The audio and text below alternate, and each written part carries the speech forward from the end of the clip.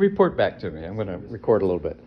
Yeah, our group primarily decided not to amend this specific part. Not at all. Not at all. Not change a single word. I think I personally was in favor of at least changing some things. What would you change?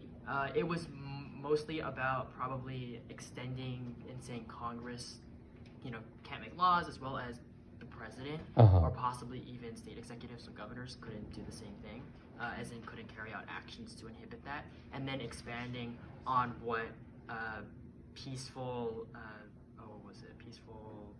assembly would be, exactly defining what that would be. I think our group, though, decided collectively that it was potentially limiting by defining what peaceful assembly is in some ways. Did y'all attempt to define it anyway? Just to get...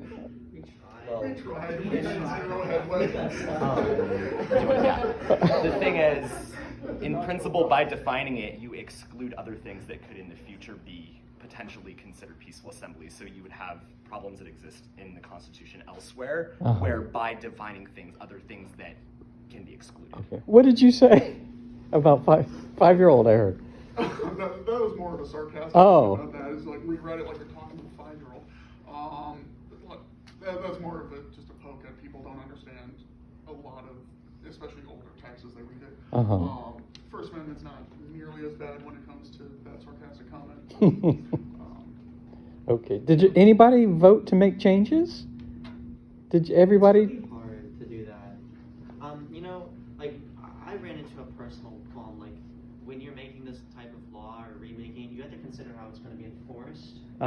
You really do. So you thought about that? And like it's hard for me to, change laws and semantics when like we have like there's a whole like precedent of enforcement on non-peaceful protests or things like that. I just like it gives me a headache. Yeah, just go. Yeah. Okay, want to go first? Sure. I also think we kind of had a debate because a lot of it is vague. I was also in favor of like expanding the word Constitution to include state and local. Constitution, Congress to include state and local. But besides that, I think the vagueness is a benefit because of how we've changed our definition of peaceful and how we've changed our definition of assemble. There are things that like maybe we would consider peaceful today that like people got arrested for in the past. I'm thinking like Paul burning those effigies of like Wilson. I mean, that's not like she wasn't hurting anyone, so was it peaceful? That's a question. And I do think that it's a question for the courts to decide, as the courts are more able to react to what has changed in the times and be able to overrule precedent or create new precedent, whereas the Constitution, as it exists in our society, is more of this not completely unchanging, but more static document that I think putting too many caveats or too many explanations in it could harm, the past or future use of it. Okay. 100%.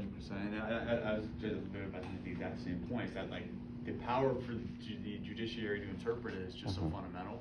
I always think about the Warren Court and all the expansion of government power that occurred. And if we had been more stringent in laying out exactly what the government's supposed to do, then that's not possible.